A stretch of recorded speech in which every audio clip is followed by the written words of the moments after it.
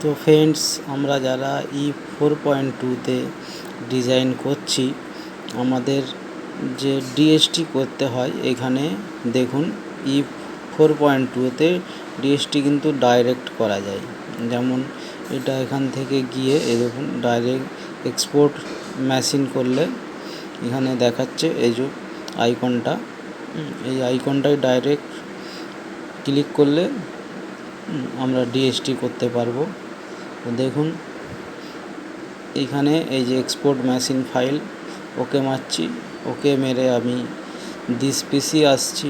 This পিসিতে এখানে আমার পেন ড্রাইভ লাগানো থাকলে পেন ড্রাইভ, আমার এখানে পেন ড্রাইভ লাগানো নেই, আমি ডেস্কটপে সেভ করে আপনাদের দেখাচ্ছি। ডেস্কটপ সিলেক্ট করে এখানে জাস্ট সেভ করে দিলে ডাইরেক্ট ডিএসটি ফাইল রেডি হয়ে যাবে আমার। এই দেখুন এখান থেকে আমি এটাকে ডেস্কটপে সেভ করে দিলাম। তো এবার সেভ হলো কি না সেটা একবার ফাইনাল দেখে নেওয়ার জন্যে আমরা আবার ডেস্কটপে আর একবার দেখে নিচ্ছি হয়েছে কি না।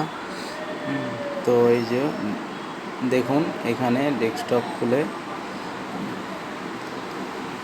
ডেস্কটপে দেখে নিচ্ছি, ঠিক আছে। এটা এই ডেস্কটপে আমার এখানে এসছে, এই ওপেন হয়েছে, হ্যাঁ ঠিক আছে, রেডি। ব্যাস আবার দেখে নিলাম, ঠিক।